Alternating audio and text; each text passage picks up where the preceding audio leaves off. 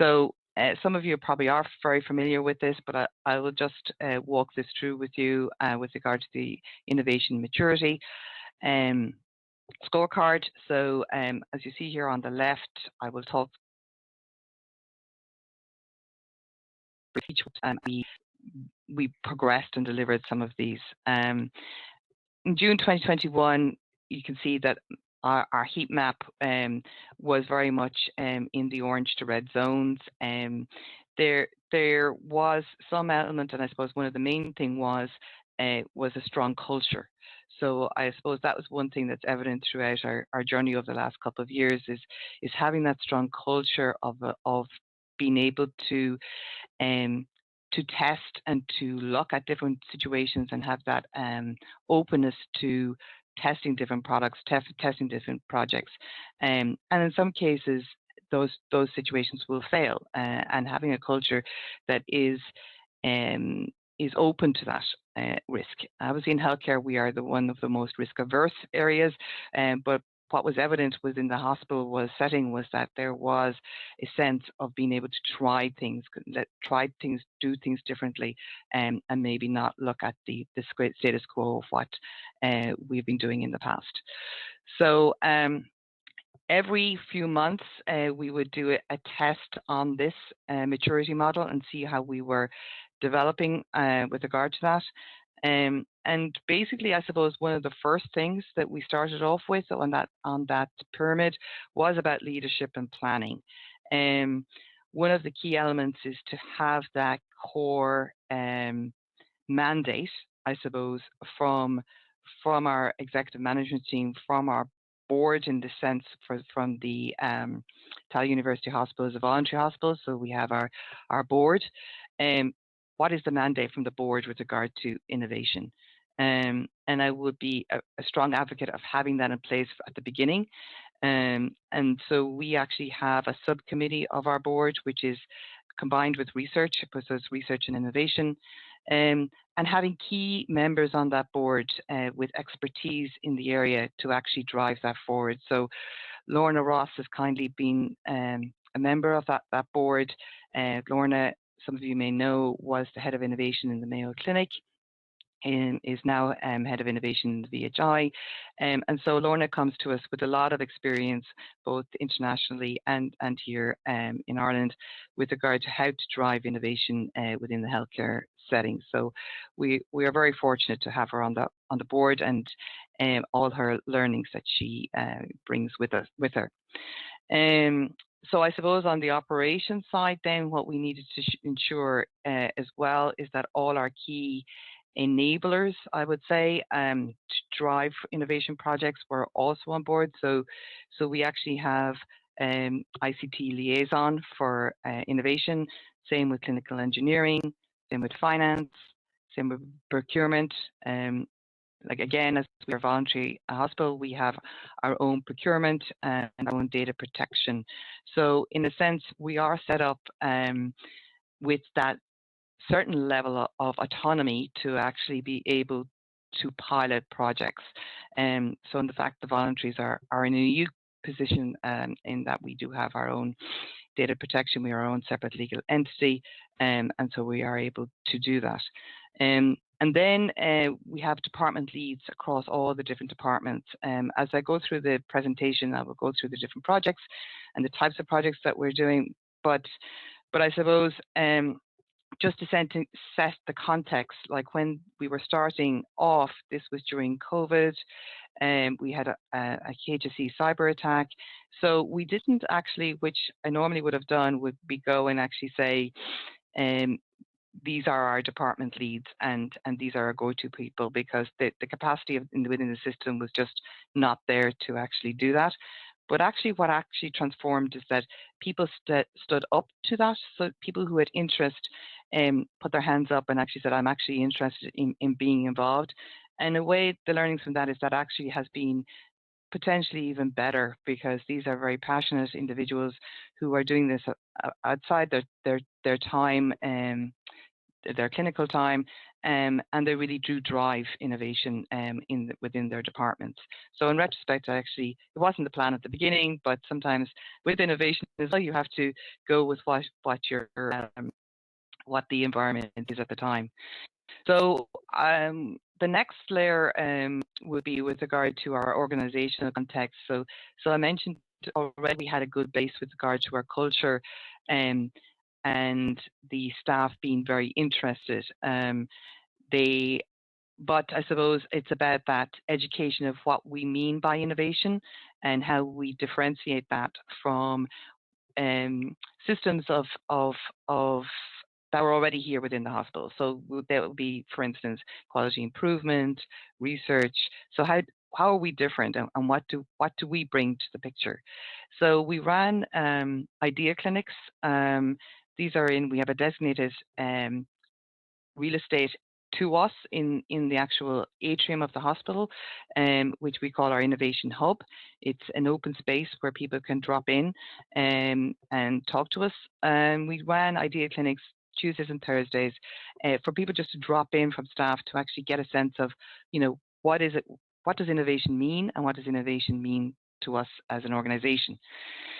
So we found that very useful because it demystified what innovation is. A lot of people consider it as being a lofty ask, and also we were able to show that they actually are innovating every day in what they are doing. A prime example we would have given was when nursing staff came to us and said, well, what course do I need to do for innovation? And we would be able to direct them to different courses, but we could also say that every day you're doing something that can be quite innovative. And so an example we would have given on those ideas clinics would be when they're using an extra surgical glove. So they're using a surgical glove, they could actually use it in many different ways. They could use it as a tourniquet, they could use it as putting ice in it as a cool pack. And actually that began to instill with them that, it was actual process about how we embed it in everyday use of how they're thinking. So I would advocate that was important at the outset to ensure that the staff were aware of what innovation was, and that also that we were here to support them and to develop it, but that they had the capability to run with innovation projects within their department. We also wanted to ensure that outside to any of our projects that will be able to be disseminated outside of the hospital. So we did set up our own website, innovatehealthtuh.ie. So you can log on to that to see what we're at as well. But we were keen to have it that partnerships and being able to work together in our ecosystem that exists was crucial. None of us can do this together on our own, sorry. We need to do this together with our partners. So again, with regard to our staff, we were conscious. Oh, that moved on too quickly there. Sorry. We were conscious that we needed to also help with regards to developing a skill set, and we needed people to be bought in to know that they were capable of doing this, but we did need to enhance their skill set. So we ran different workshops, and I just highlighted this one here with regard to an innovation challenge which staff really enjoyed. And this was a challenge that we ran across the hospital to basically with the premise of how do we give time back to staff. So in other words, how do we make best use of time for staff, and how can we ensure that we are doing things efficiently? It turned out to be a real dragon's den. The hospital got really behind it, and Spark Innovation Program actually provided some seed money. It was a small amount of money, but the amount of ideas and amount of change ideas that came through of that was extremely good, and I actually see that Spark are actually replicating that with their system as well. I just wanted to spend a little bit of time to talk about, and I can go into more detail about this, but the back engine with regard to how we actually progress with projects. So really what we have is ideas that come to us, like I said, from frontline staff, and they come up to us through the research offices, but also we work very closely with, like I said, the ecosystem that's already in existence, which would be our research office. Um, and but also all the enablers that I mentioned before, down here on the bottom part of the slide, which would be our quality improvement team. We have a very, very strong quality improvement team. So as you can imagine, some of the innovations would require quite a big process change. So we would work in partnership with them with regard to that. And then across all our other enablers that I mentioned earlier. We also, so that's from our frontline staff coming up with an idea, coming to us. We help develop that idea into a pilot, help to execute that, oversight of that, and then looking for the evaluation of those projects. We also have ideas that come through us, or projects that come through us externally. They can come through us via the HSE, by government agencies such as HIHI, Health Innovation Hub Ireland, via academic partners, and ultimately, obviously, a lot comes through our industry partners that we have as well. So I just wanted to kind of give a sense of it's an in-out, out-in office. So and what we really do a lot of is signposting people to appropriate individuals within the organization. So we are perceived to be the one-stop shop so come to us, and we will then be able to partner and signpost people to relevant individuals. So again, on the partnership, it's a key component of what we do every day, and it's about bringing that healthcare system ecosystem together with regard to innovation. Like I mentioned earlier, not all of us can do this on our own. So what we need to do is have partnerships across academia, the national programs, and also, of course, with industry. We are our academic partner is Trinity College Dublin, but we have partnered and will be partnering with multiple universities. And also with regard to our national programs, we are part of the HSE Spark Innovation Network, which means that across that network we will share projects that are ongoing, with the view of not having duplication of projects across the system. And obviously with the Depender now, we have had strong engagement with and have been successful in, as Leanna mentioned, in one of our projects with regard to funding from that. And obviously with the HSE on our digital side, Enterprise Ireland, and like I mentioned before, Health Innovation Hub Ireland. I do want to bring in the industry side. We have partnered obviously with many industries. We've had over 50 industries to date, and we are only in operation in the last couple of years. So there is a great interest from industry to be part of the equation in helping solving some of our major challenges. And Health Tech Ireland would be the umbrella organisation that we work very strongly with. I also wanted to mention the South Dublin County Council, because we are working with them in that they have a building now called the Tallaght Innovation Hub. It's not only for healthcare, so it's across all areas, but we are working closely with them with regard to any healthcare projects that will come across. So I hope this gives you a sense of what we're trying to do is bring together the different public sector bodies and also industry into helping us with our challenges. One of the questions we often get is where do our ideas come from? Like I mentioned, we do get staff dropping into our clinics with their ideas. But we also have projects that will be coming from us from research projects that transition into innovation. So as you can imagine, it could be a medical device product that went through clinical trials, but now needs to have that real-world testing and moves into us with innovation. As I mentioned before, our quality improvement projects, they can transition into innovation as well, as they would have done many iterations, let's say, of trying to turn the dial with regards to the QI projects, and just not being disruptive enough to be able to turn the dial of what they wanted to achieve with it. And then we would come into that equation. And it could be anything from a digital solution to a product that's required to actually make that change that's required. As I mentioned, we do have a number of digital projects, and I did mention that we could get our ideas from our partners. We also get ideas through our patient advocacy groups, so we are keen, and it's something we hope to develop more and more of through our strategy of a structured process of how we involve our patients in every aspect of innovation.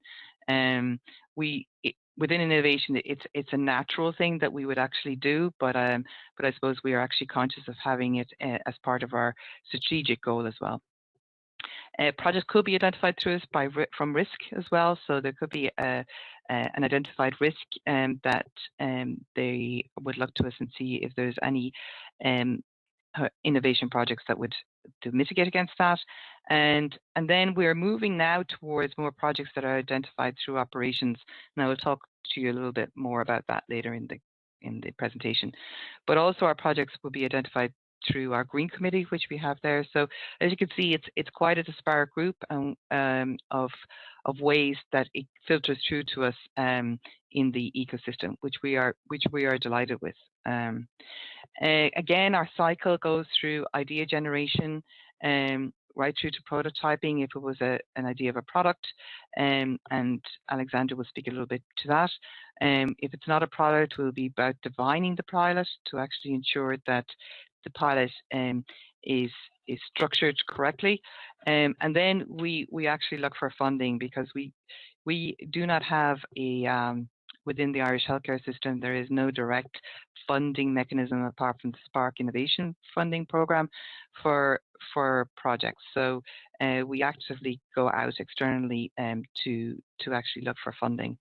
Then we pilot, and then we really key to this is then the evaluation after the pilot, and to ensure that we are adapting to scale. So when we test an innovation project, there is a criteria where we have an evaluation of that, and the hospital then will make a decision with regard to adopting and scaling, and ultimately then with our national remit, we would hope to see that scaled beyond the hospital as well. The types of projects, like I mentioned, are process innovation, so they end up to be incremental projects. I call them nearly incremental innovation. So there will be a number of different projects that were required to change the process that's required. And these would be innovative, as they are not in the Irish healthcare system at present. But we may be stealing them from other parts, and that's always good as well, because if somebody internationally has done this, and we find that it's something that is of value to us here in the hospital, we will look at that, but obviously it needs to be tailored to the Irish healthcare system. We do product innovation and digital innovation. So I'd just like to bring you through just a couple of examples of some projects that we have been working on. Basically, one of the ones that we did receive funding for was the Smart CP, and the headache care pathway is another one I'm going to talk to you a little bit about, and the Gatekeeper project. If anybody wants to learn a little bit more about the projects that we have on board, we actually have 43 projects on board, and please feel free. I'll have my contact details will be at the end here, and Lana will have them too, to contact me directly. But with the view of time here, I won't be able to go through all of our projects. So just for example, I'm giving you an example of a Gatekeeper. So and this is an example of a full cycle innovation project. So this project would have started off with regard to a research study. And the research study then moved to looking. The academic partner moved to look for clinical expertise, came to us here in TUH to work with Professor Sean Kennelly, who's a geriatrician here, with regard to how can we improve how we how we test gait analysis. So gait analysis is a really good biomarker for your health status, and it's a really good biomarker for neurodegenerative diseases. And what the situation was, it was very much static based with the hospital in the outpatients department, and needed quite a bit of space because the person would have to walk a distance for the consultant to be able to analyze their gait. So this was really taking this and bringing it to that digital solution that we actually could provide for it. It then moved into testing here in the real world. Went back into research again because needed to go back into more clinical trials. And then finally, we will have a launch in the next couple of months that we will be the first site then to actually have it in our outpatients department.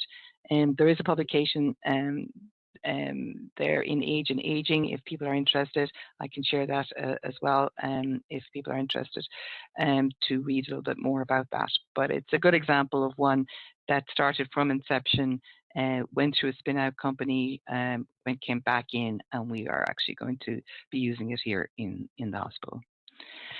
To talk a little bit about the Smart Chronic Pancreatitis app, we actually successfully were awarded 55K from the Public Service Innovation Fund, so we were delighted with that. We are the National Centre for Chronic Pancreatitis in Ireland, and so one of the premise and one of our challenges, broader challenge actually within the hospital, is with regard to management of chronic diseases. It's something that is, not a challenge only to us here in the hospital, but it's a global challenge, and it's going to be increasingly so. So we took chronic pancreatitis as being the exemplar or the test case because we are the national centre, but we wanted to really look at it as a model to see how do we manage chronic diseases better. And so we were able to provide a solution through a My Patient Space platform. And I'll just run through some of the results that we have. We're still onboarding patients for this, but the idea behind it is that what we would be doing is managing our patients on a needs base rather than on a static base, which would be an outpatient appointment every 6 months, whether you need it or not.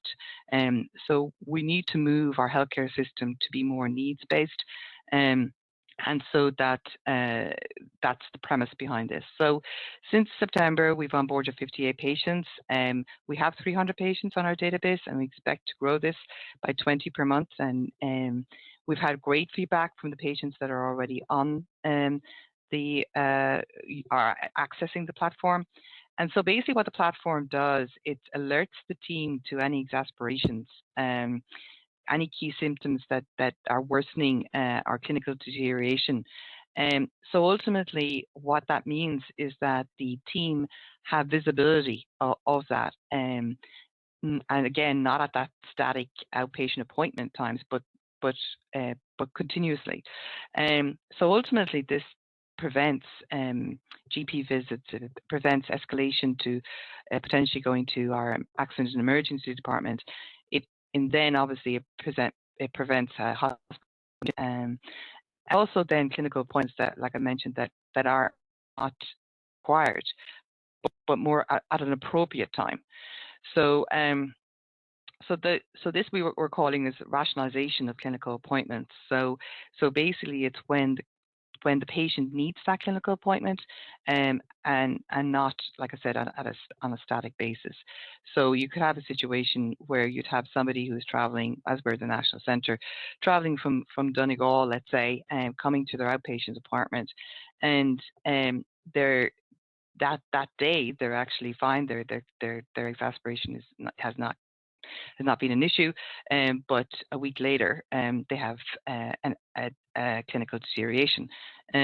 So now with this platform, we're actually able to detect that and call them in then for their appointment at the time that it's needed when the clinical deterioration is occurring.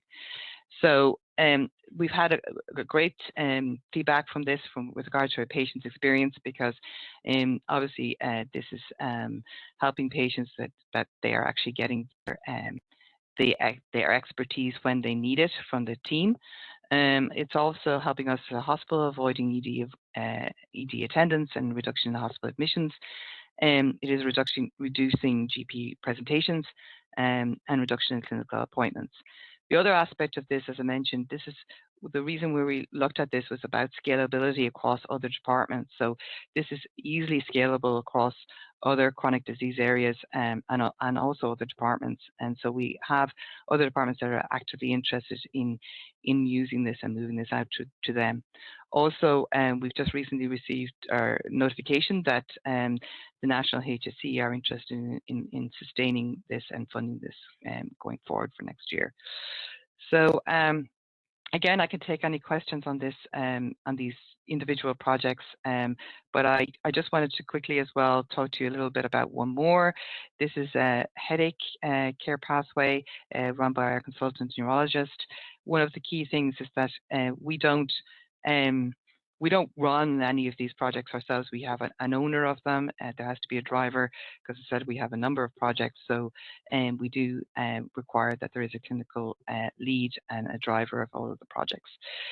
So I won't go too much into the background and challenges, as obviously this is not my area, but these slides will be for distribution afterwards. But there was obviously an unmet clinical need with regard to how do we address the presentation of headaches to our ED department.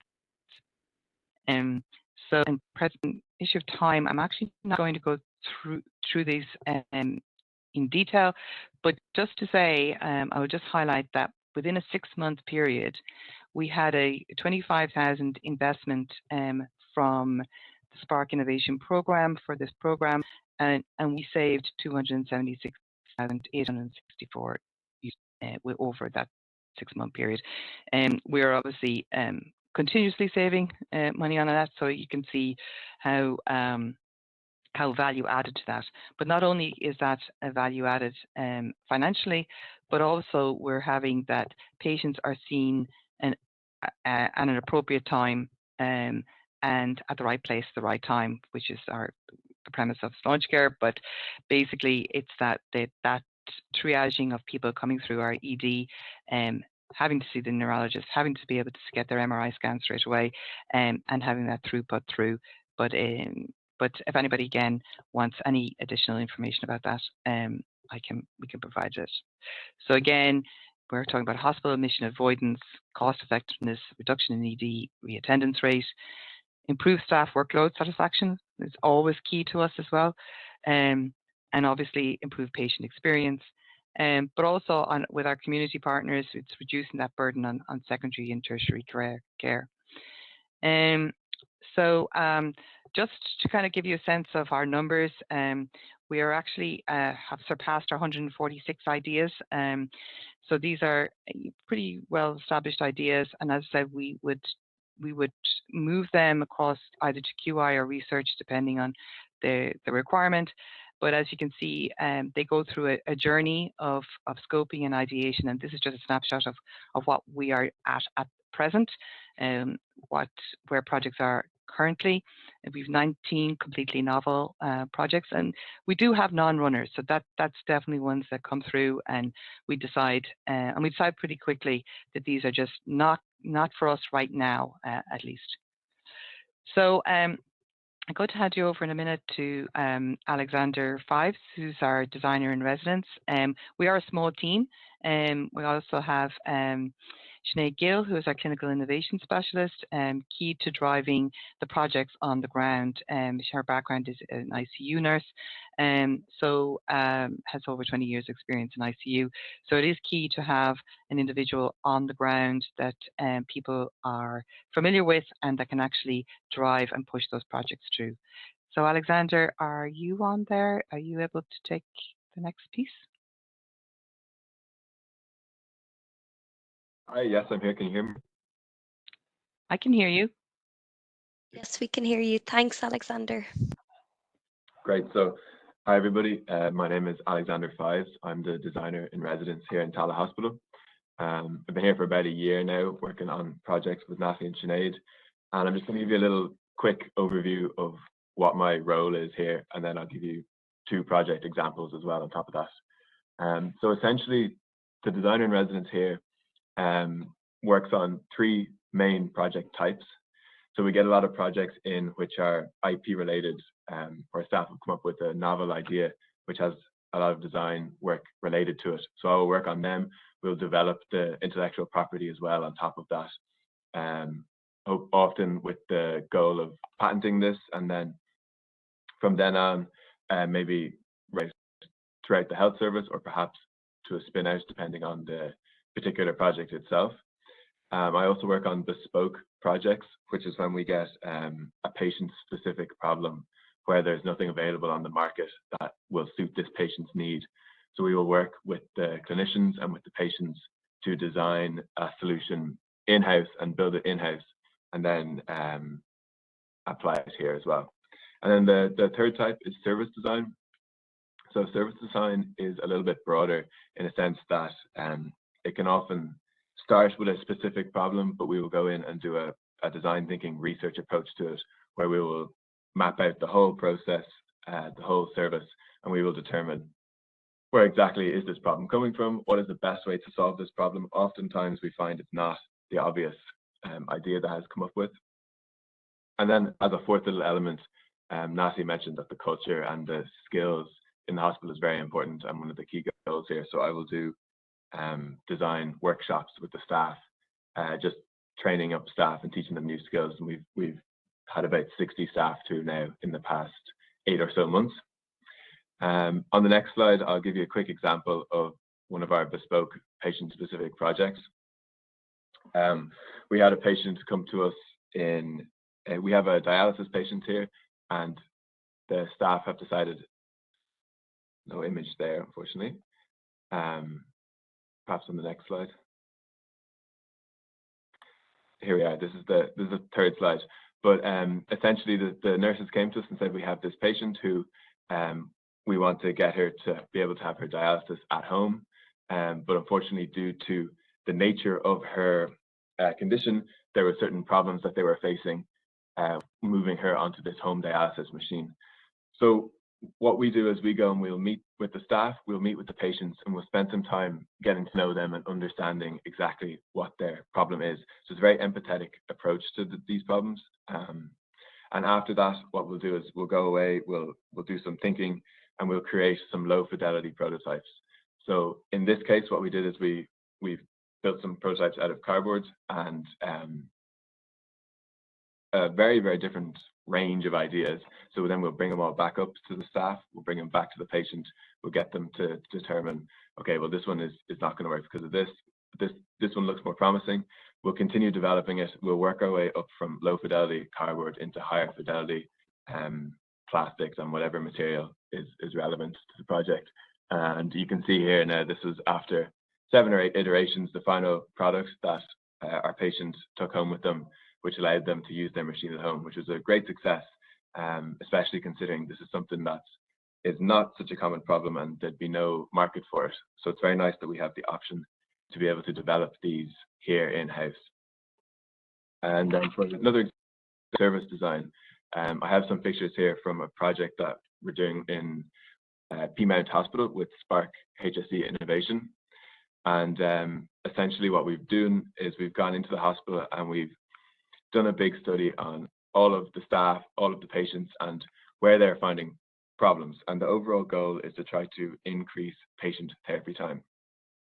So we spend time, we get all the staff together in large workshops. You can see here the outcome from one of our first workshops, where we've mapped out the patient journey throughout the hospital, from their admission through to their different stages of rehab, all the way to discharge and post-discharge.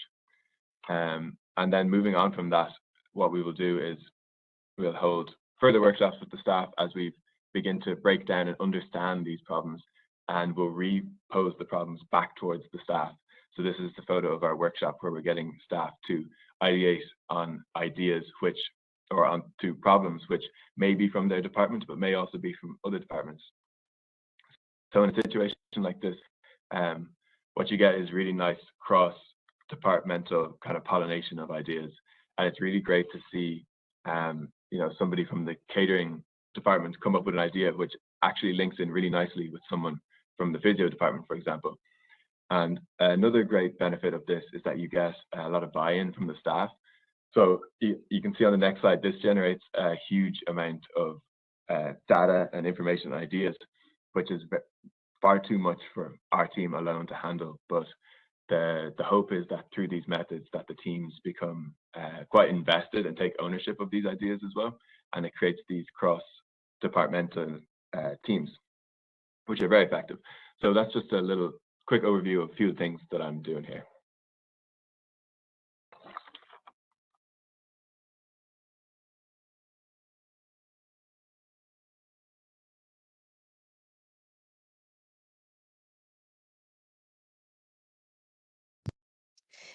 Sorry, Natalie, I think you're just on mute there. Sorry.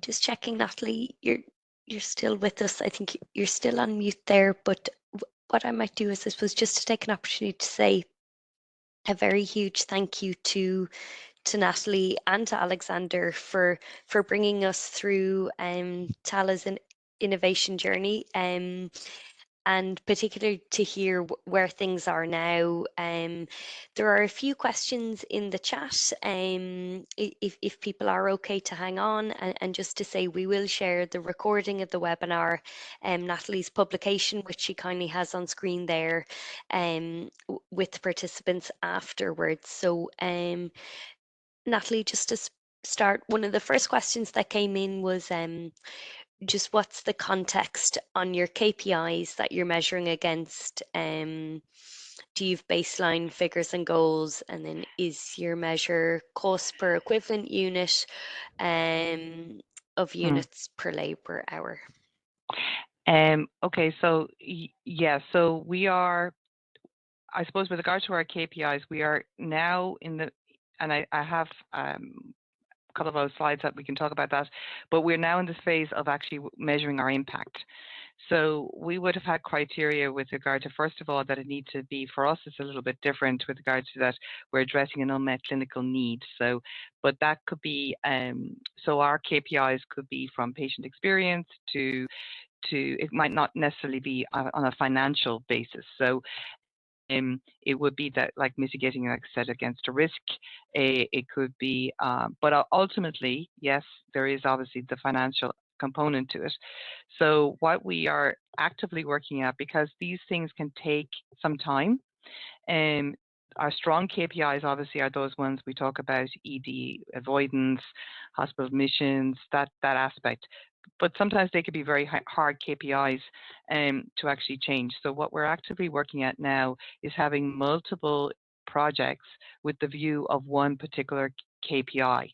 And that I just wanted to allude to, and we will be coming out with our strategy document in the next month or so, probably less than a month, which has a mandate from us to actually look at what is the corporate strategy that we have at the moment, and what are the KPIs that are within that we're finding difficult to turn the dial on. So this will be a different way of working, in the sense of that we've been working, like I said, with the ideas from the ground, but now it's looking at it from the executive side. What is it that innovation can help us to do to change the dial on those? So, and we have a mandate that we will have 2 of those per year to be working on. So they are long strategic projects with regard to changing them. So I hope that answers that question. Thanks, Natalie. And Natalie, can I ask one question around that just before I move to the last 2 questions that have come in?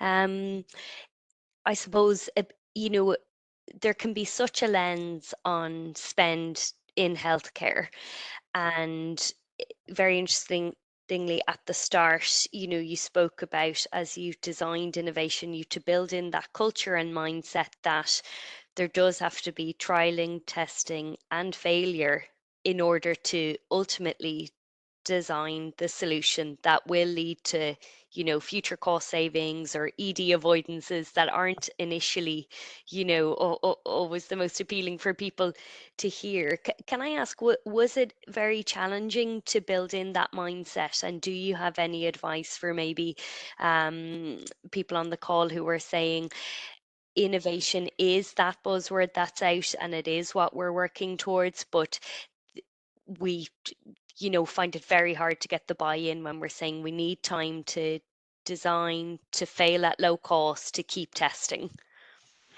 Well, I think within healthcare, I suppose there is a real perception out there that, like I mentioned at the beginning, that we can't stay with the status quo. So number one, so things have changed. We're never going to have enough staff. We're never going to have enough finances as it stands right now. So we do have to. There is a real sense within healthcare that there is that disruptive aspect of we need to look at things differently. So we probably have a little bit of advantage to that than maybe some of the other public sector bodies, but we have that mission to do that. So, and I suppose one of the things I would be challenged is that, what is it about the new shiny toy, this new expensive toy, is this something that is going to be of value to us? And in fact, the Smart CP has a lot of learnings from that as well, because it's about for the digital technology. And I suppose what we're looking at right now is the evaluation. We do know for 100% that 70 people that are onboarded, that is a huge advantage. And, we can see that within the cohort of our outpatient department, that there will be a big percentage of individuals that this will be of great advantage to, and people will embrace. There is going to be a cohort, and we've identified them already with the Smart CP, who need more hand-holding or more reassurance, let's say, with regard to embracing digital technology. And so a question for us at the hospital, and this is where innovation is very powerful, is before investing in a large digital solution, testing to see what happens to that other percentage, that we are trying to embrace with. What is the impact to the service with regard to onboarding them and bringing them along?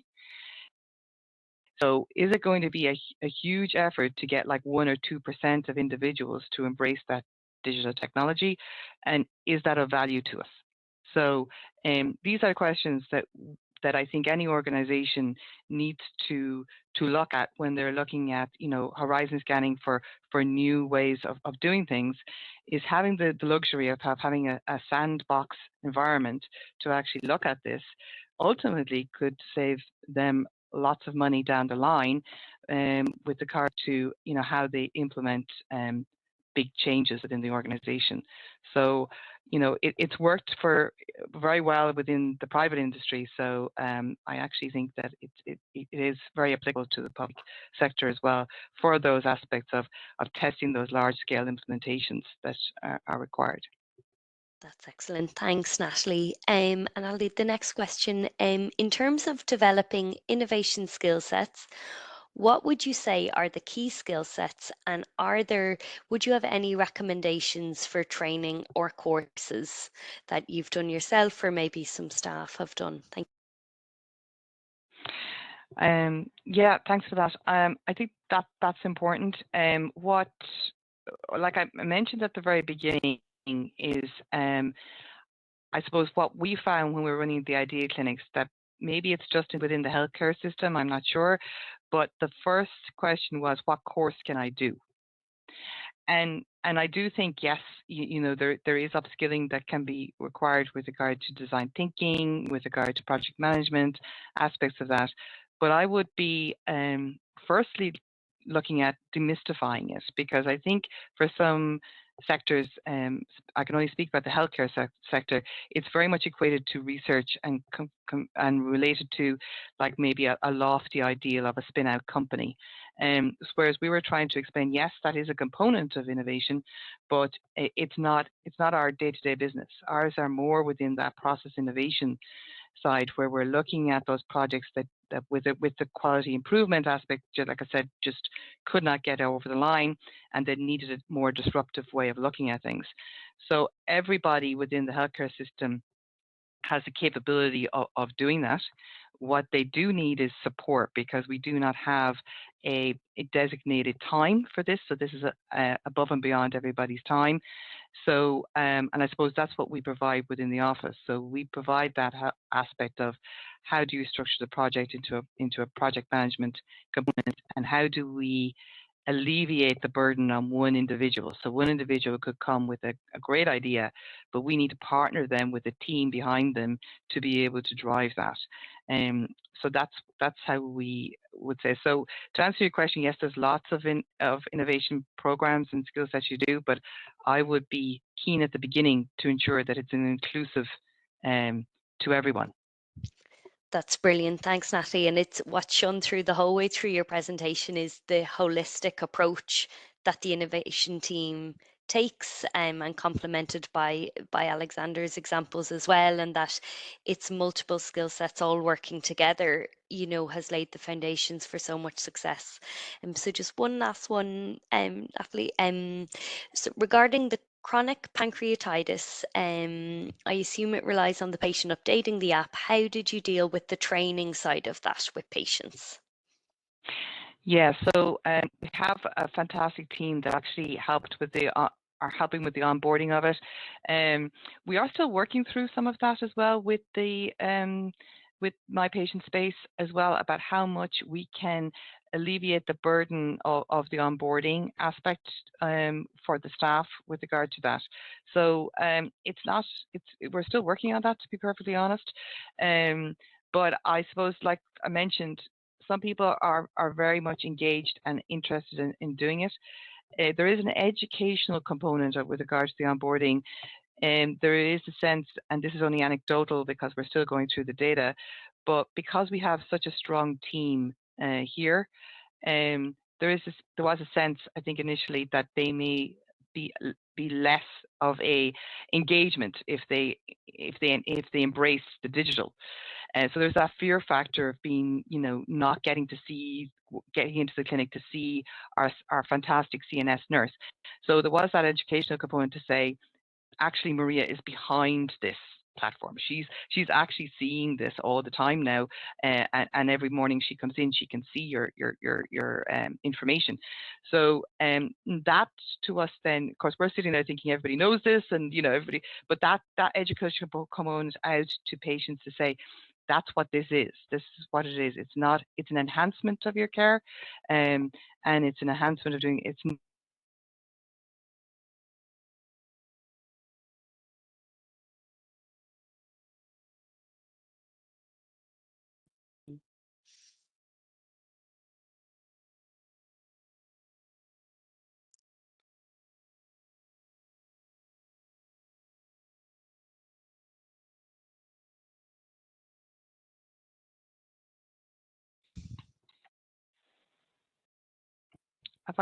Can you hear me? Thanks, Natalie. Sorry, I think we both possibly froze there, but thank you for your openness and in sharing those learnings, particularly around as you introduced that app. Can I sneak in one last question, and then I will let you go, and thank you so much for your time. A question that came in was, how do you sustain the engagement element, i.e. innovation idea clinics?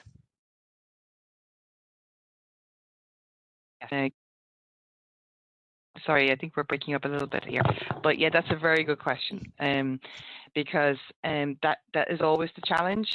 We get very good, buy-in for to run the pilots, but I suppose one of the things I mentioned earlier is that we do not launch a pilot unless we have, as in the hospital, like I report to the deputy CEO. So we actually have a sense that all of these projects, we would view them to be successful.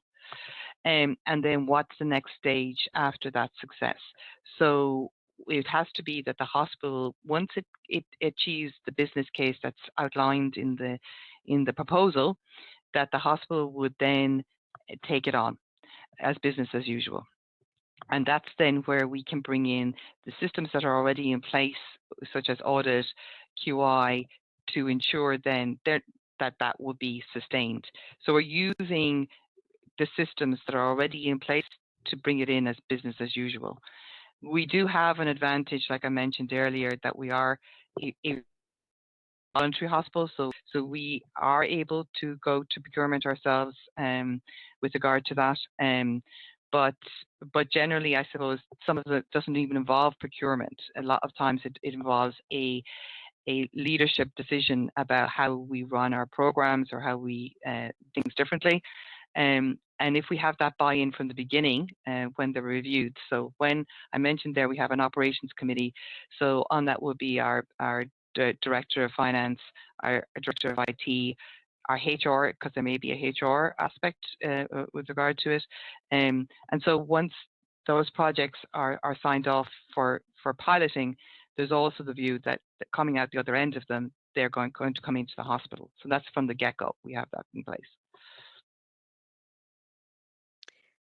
Thanks, Natalie. And, it really shows, and when we share your paper, people will see that, the solid foundations that you have, the governance structures, and building on what was already there really enhances the success then of what you're doing. So just to say an absolutely huge thank you to Natalie. I think we could give you the whole afternoon, and we'd still have more questions and a lot more learnings to take. So just thank you so much for your time. Thank you to Alexander. It's just so fascinating to see the role of design live in healthcare. So we really look forward to seeing, we know that's only going to grow.